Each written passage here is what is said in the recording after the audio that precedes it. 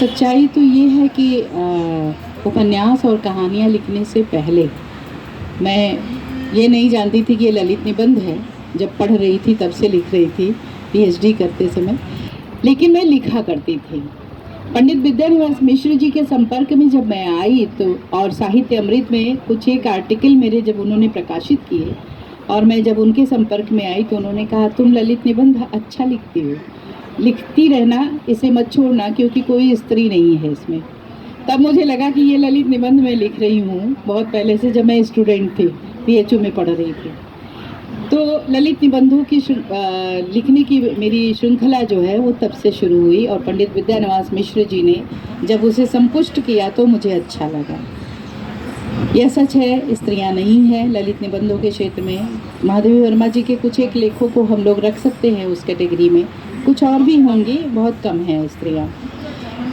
ललित निबंधों के साथ ये है कि वो पूरी तरह से भारतीय ज़मीन पर उनकी भावभूमि होती है। आप उपन्यास में, कहानियों में विश्व कवि बनेंगे, विश्व लेखक बनेंगे, विश्व उपन्यासकार बनेंगे, सब कुछ लोग करने लगते हैं आपस में स्ट्रेटजी के तहत कि ये तो महान उपन्यासकार हैं, ये तो महान। लेकिन ललित निबंधों के साथ आप अपने आप को ज़बरदस्ती कहीं हाईलाइट नहीं कर सकते जब तक कि उसमें कुछ तथ्य ना हो, क्योंकि ललित निबंध अकेले ऐसी विधा है जिसमें शास्त्र, समय और आपकी भावभूमि, काव्यात्मक भाषा साथ साथ चलती है, आगे पीछे नहीं। आपको शास्त्रों का ज्ञान भी होना चाहिए, आपको अपने अतीत का गौरव भी मालूम होना चाहिए, सांस्कृतिक पृष्ठभूमि आपको अपनी मालूम होनी चाहिए, आपकी जड़ें कहाँ हैं वह अध्ययन होना चाहिए, और उसके साथ साथ आप वर्तमान और भविष्य की भी बातें कर सके उसको। इसी तरह का, अब ये कोई कह सकता है कि ये 1947 के बाद की या एक आधुनिक काल की विधा है, इसके पहले ललित निबंध जैसी विधा नहीं थी। ये पुनर्जन्म आप कह सकते हैं, पुनर्जन्म इन द सेंस कि हम जब अथर्ववेद में पृथ्वी सूक्त पढ़ते हैं तो उसका बहुत अंश जो है ललित निबंधों वाली शैली में है। ऐसे ही ऋग्वेद में है तो ऋग्वेद का जो उषा सूक्त है या वरुण सूक्त को भी आप ले सकते हैं, उसका बहुत अंश जो है वो ललित निबंध शैली में, उसका हमको दिग्दर्शन होता है। प्रकृति है वहाँ पर समय है, वहाँ पर अध्यात्म है, दर्शन है। तो ये सारी चीज़ें हमें ललित निबंध में आवश्यक होती हैं। और ललित निबंध की एक बहुत बड़ी विशेषता है कि इसमें जो हिंदी साहित्य की तमाम विधाएँ हैं या विश्व की जितनी विधाएँ हैं, उन विधाओं के जो तत्व हैं वो इसमें समाहित होते हैं ललित निबंध में। मतलब केवल कह देना मात्र नहीं है ललित निबंध। ललित निबंध में काव्यात्मक भाषा होनी चाहिए, भाषा महत्वपूर्ण है उसका।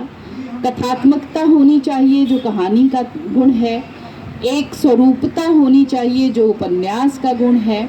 निबंधों का गांभीर्य होना चाहिए और साथ ही साथ जो नाटक होते हैं उनकी जो संवाद योजना होती है वह संवाद योजना भी इसमें होती है।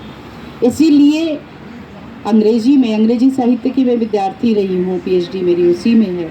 चार्ल्स लैम्ब पर्सनल एसे लिखते हैं, लेकिन उनका पर्सनल एसे का जो मैं है वह व्यक्तिगत है। जब तक आप उस लेखक को नहीं जानेंगे तब तक उसके पर्सनल एसे को नहीं समझ सकते हैं।